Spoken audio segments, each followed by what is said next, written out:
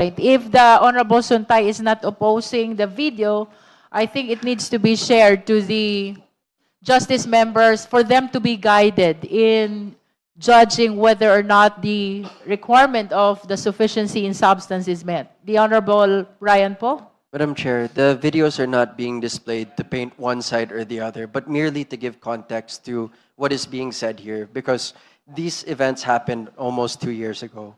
So it's just for us to make an objective assessment on whether or not there's actually substance here. So for the record, the video will be presented to guide the justice members in our determination of sufficiency in substance with respect to the sixth ground of the third impeachment complaint. Committee Secretariat is directed to play the video. Madam Chair, I think for purposes of... The Honorable Rodriguez. Yeah, thank you. Chronologically presenting it, I think we should get the video first of the January 28, 2024.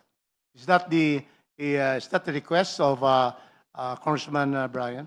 Honorable Chair. Po. Yes, if we could do it chronologically so that it also makes sense to the members of the committee, starting with January 28, 2024, then next would be March 12, 2024, and then after would be July 17, 2024, and then 18 October 2024. Again, with no predetermination as to whether or not there is sufficiency in substance, but just to give context to the arguments being made today. All right. The COMSEC is directed to play the video chronologically, beginning with January 24, 2024 video and ending with October 18, 2024. This is a total of 4 videos. Kindly play.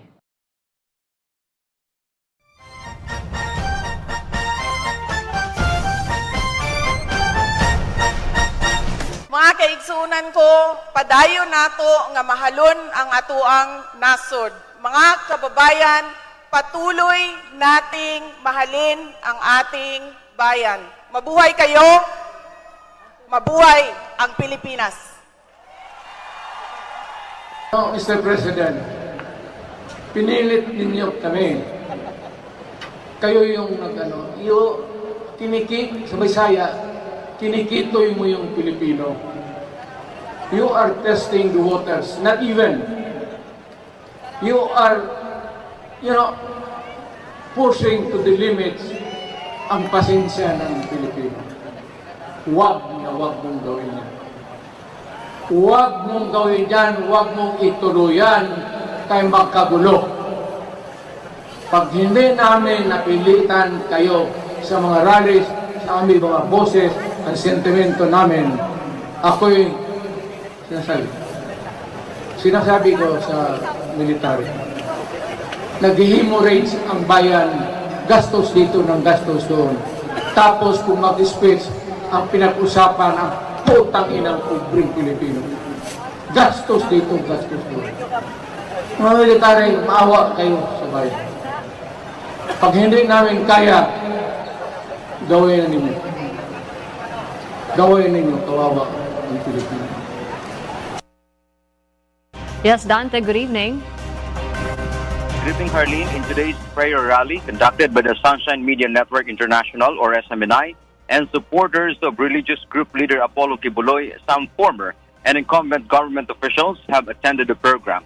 Vice President Sara Duterte arrived first, though she did not speak or give a message before the crowd. Before 8 o'clock tonight, former President Rodrigo Duterte arrived here at Diwasang Bonifacio in Manila. With him are Senators Christopher Lawrence Bongo, Ronald De La Rosa, and Robin Hood Padilla. Former presidential spokesman Harry Roque and former Chief Presidential Legal Counsel Salvador Panelo also arrived earlier. Senator De La Rosa said they came over to show support to Kibuloy.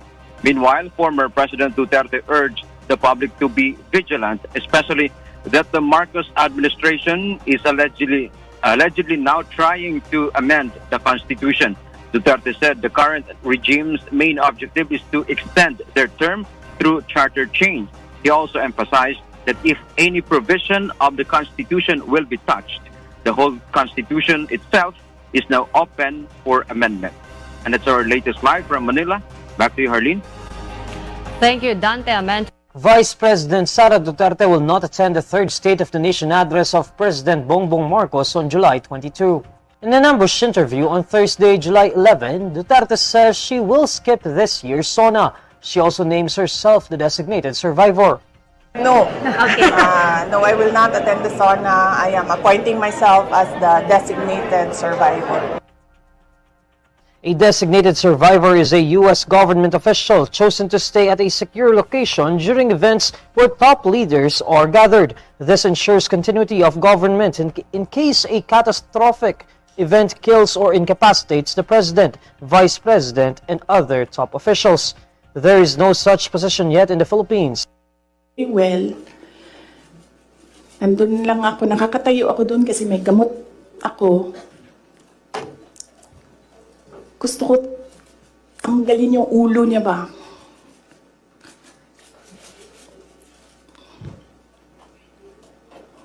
I realized toxic na yung relationship.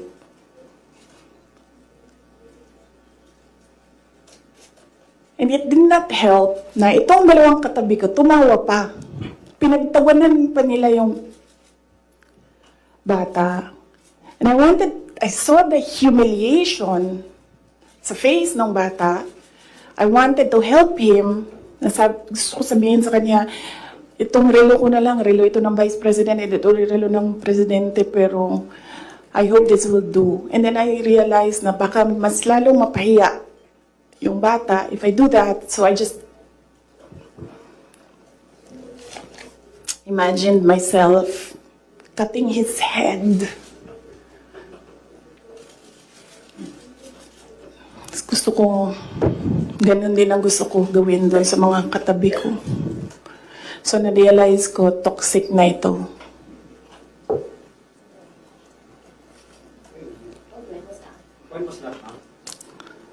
One of the graduation, hanapin niyo yung footage, makikita niyo doon yung mukha ko.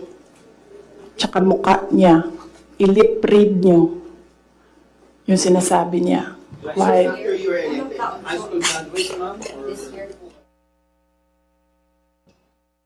Honorable po? Madam Chair, so again, since we were able to play these videos, we better understand the context of what had happened, what was said, and it is up to the committee to decide whether or not this is sufficient in substance. We are not debating whether or not there are grounds for impeachment yet. It's more of whether or not there's substance in what was submitted. And what we have is that she did attend those rallies and that she did make these statements. And so with regards to sufficiency and substance, it does seem that these are all included in the impeachment complaint. Madam Chair. The Honorable Suntay first, and then the Honorable Rodriguez. Thank you very much, Madam Chair. Well, as we could see, based on the videos, lalong-lalo na yung una, statement ni BP Sara doon, patuloy natin mahalin ang ating bayan, which is very telling ng kanyang disposition. Yung mga ibang videos, hindi ko na-explain because I will not be able to explain it anymore because I cannot explain it better than how my esteemed colleague Rufus Rodriguez explained it. Baka masira ko lang yung explanation niya kung tutulungan ko dahil maganda na yung explanation niya. Well, then dadako na lang tayo sa culpable violation of the Constitution. In the context of the Philippine Constitution and the ongoing 2026 impeachment proceedings, this proceeding, culpable violation of the Constitution is a high legal bar. It is not just about breaking the law, it is about a specific guilty breach of the fundamental law of the land. Kung ang pagbabasihan natin, yung mga pinakitang video, I don't think we will see any fundamental breach. The key word here is culpable, which implies a degree of perversity or guilt to commit this offense. The official must have acted with a deliberate intent to disregard the Constitution, which I believe is non-existing. Kung dadako naman tayo sa sedition at sasabihin natin, hindi, seditious yung mga ginawa, kahit na nakita naman natin na hindi. Ang mahalagang tanong sa batas ay hindi lang kung nagpunta sa rally, nanood, o may nasabi ang isang opisyal. Ang importante ay kung may aktual na ginawa o inutusan na illegal na gawain. Kung ang allegation ay nakabase lamang sa mga speech, sa rally at mga statements, political rhetoric, I don't think that it is seditious. Alam ng mga kaibigan natin sa Makabayan yan, madalas silang mag-attend ng rally eh.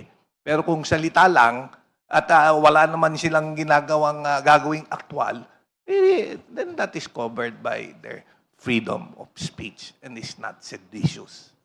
Thank you very much, Madam Chair. Thank you. At this point, we recognize the Honorable Rodriguez. We thank the Honorable Brian Poe because it's clearer now, based on the footage, that the Vice President did not in any way call to arms our people to rise against the government. On the contrary, love our country. Because sedition, Madam Chair, as stated here under this particular ground that the Vice President committed sedition. Sedition is committed, Madam Chair, by inciting through speech. No, we never heard any speech there. Writing or action, revolt or insurrection against established government authority, nothing. So therefore, the first allegation that the President, that the Vice President destabilized the government, has incited sedition is not, or insurrection, because in that rally, even the President, former President Duterte, was just saying, do not do all these things, do not spend this or that, on, don't do these things. And very clearly, VP Sara did not speak there. So that's the first one. So therefore, how can there be an action for sedition? Next, Sara took part in the prayer. Yes, she was seen there in the prayer with Kibuloy, but she did not issue malicious statements to malign the legitimacy of the President. Nothing in that particular section 11, section 111. Third, designated survivor. That is precisely in the American law and made into a movie. Ayun. So that is something that is not a basis for impeachment. And then, itong fourth, apologize to the members of the Kibuloy Church. Well, she can say that kasi may political riff na nga eh. That she therefore, for campaigning and running with the President. That is her opinion after the falling out. And lastly, yung sinabi doon niya sa interview, well, this is, coming out from political noise and political passion na gusto kong tanggalin, desire, and then I imagine myself imagining. So all of these are all on desire and imaginations. Nothing actual, nothing that is clearly impeachable. Thank you, Madam Chair. Thank you. Inciting to sedition or seditious statements that were made. Pero taken together as a whole, di ba? Parang meron din eh. May foul din, no? Why would you be present in all these actions calling for this and that? No, but that's if we take it all together or collectively or as a whole, no? I would like to hear the comment of the endorser. Thank you, Madam Honorable Chair. De Lima. Yes, context is very important. So we cannot just deal with this based on the individual allegations, but the totality of it all. We cannot just downplay the presence of VP Sara dun sa mga rallies na yon na clearly ay naghihikayat tungkol sa yung continued existence of this government, of the President. Kasi nga, in those rallies, she never disowned, she never detached herself from those statements. Also, yung sa designated survivor, it's clearly galing po sa kanya yun. Hindi lang po ito interpretation ng media or interpretation of anyone else, but she herself says that she is a designated survivor. Anong ibig sabihin? Kapag dinedesignate mo ang sarili mo as a survivor, na parang ang wish niya ay may mangyayari And ganon din sa decapitation. It's not a simple expression of a wish. It is also a threat. And it goes to the stability of government na meron siyang mga sinasabi, meron din siyang mga sinasaluan na mga activities at mga rally na she was not detaching herself. Hindi niya dinidisown na yun ang mga sinasabi in those rallies. So you're correct, the Honorable Flores is correct, that this has to be taken in totality, the circumstances, those incidents. And the context is really very important in scrutinizing this particular ground. Thank you. Madam Chair. Madam Chair. The Honorable Nasal first, Short and then manifestation. Padiernos, and then Suntay. Madam Chair, allow me to put on record my observations on this sixth ground based on what we've seen, based on the videos. The cited allegations do not on their face constitute impeachable offenses under Article 11, Section 2 of the Constitution. First, the statements attributed to the Vice President. Wala naman ho siya halos sinabi except for the last video na pinakita na parang, yun na nga, parang she was speaking kung ano yung iniisip niya. No? Sinasabi lang po niya yung iniisip niya. Even if harsh or provocative, fall within the realm of political speech. To amount to rebellion or incitement, there must be a clear and direct call to imminent unlawful action. The complaint does not establish such imminence, intent, or overt acts. Second, mere participation in rallies or association with certain individuals is not unlawful. Guilt by association is not a constitutional ground for impeachment. The complainants must show personal commission of impeachable acts. For these reasons, the allegations rely on rhetoric and political characterization rather than specific willful acts that clearly constitute culpable violation of the Constitution, high crimes, or betrayal of public trust. Thank you, Madam Chair. Thank you. The Honorable Padiernos. Thank you, Madam Chair. Madam Chair, I just have a few questions for our endorser. Yes, because- the endorser is willing to respond. For our sixth ground, it is anchored on acts of political destabilization and high crimes of sedition and insurrection. So, sa batas po natin, these are, una-una po, political destabilization. That's quite vague. Wala po yan sa batas natin. And it's not self-defining. As to sedition and insurrection, they fall under the revised penal code. And as mentioned a while ago, pag revised penal code crimes po, kailangan po may criminal intent. I would just like to get the position of our endorser about sa lahat po ng sinabi ng ating impeachable officer. Can she point out ano po yung that would show there is criminal intent? Because nakikita ko po yung kusang po nanggagaling si Kong Rufus Rodriguez. I see Honorable Rodriguez. We have to know first, yun muna po. Gusto ko muna po malaman from our endorser. Honorable De Lima. Unang-una po, kagaya po ng sinabi ko kanina, nandun siya sa rally na yon na hinikayat ng dating Pangulo yung pag-withdraw ng military ng support sa administrasyong ito. Hindi niya yon tinanggi, hindi niya dinisown. Ang tawag po dyan is adoptive admission. Now, these statements are aimed at destabilization.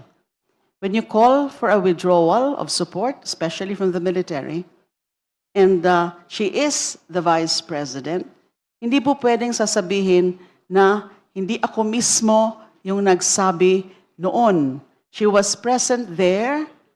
She did not detach herself from it. She did not disown it. She did not do or say anything about it. She is the Vice President. Destabilization po ito. And then coupled with yung iba pang na mga actuations niya, yung pagde-designate bilang survivor, designated survivor. And then yung threaten, yung wish expression, a clear and blatant expression of a wish to decapitate the president. Doesn't those circumstances aimed at destabilizing the administration, and therefore it is an assault on the constitutional order?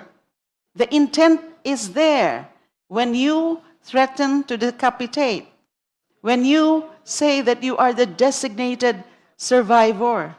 And therefore, pwede nating itugma-tugma yung mga ganyang actuations at pananalita ng ni VP Sara, dun sa attempt or the fact of destabilization, inciting to sedition, yung ini-interrupt yung orderly workings of government, dun sa mga ganong irresponsible na pananalita, yung ganong active presence in rallies, in activities that show, that manifest those destabilization attempt.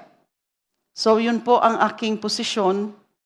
Meron po siya na mga circumstances, acts, and language to say or to prove that she aims to destabilize this government.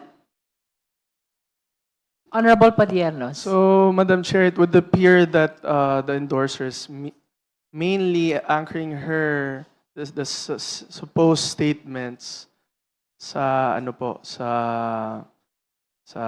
destabilization and not the sedition and insurrection.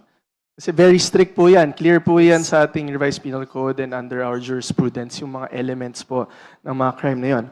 But nevertheless, I would just like to make Madam Chair, just to... Let us wait until thank you. Kong Padiernos is finished with his manifestation. I would just like to make a manifestation, quick manifestation as to ground 6. So, in determining if the ground 6 should be, it constitutes an impeachable offense, the committee must test sedition and insurrection against statutory elements. The sufficiency inquiry is whether the complaint pleads specific acts beyond generalized political statements that satisfy those elements and are attributable to the respondent. So, I would just like to tell our committee members in deciding whether this ground should be constituting an impeachable offense. Na tingnan po natin kung talagang may elements that constitute that crime. So yun lang po, Madam Chair, and maraming salamat po. The Honorable De Lima would like to respond to the manifestation of Madam Honorable Chair, Padiernos. yes, just to point out the fact that it's not only destabilization, it's inciting to sedition. And she was present there. She did not do anything. She did not disown it. That is the principle of adoptive admission. Thank you, Madam Chair. Thank you. The Honorable Suntay. Thank you very much. The funds were approved by the President and downloaded to the Office of the Vice President on December 20. 11 days before the end of the calendar year. So, but the question is, does rapid disbursement alone constitute an impeachable offense? Does it establish illegality? Confidential funds may be disbursed quickly due to operational requirements. The complaint fails to show the unlawful diversion. Saan ba ginamit yung confidential funds?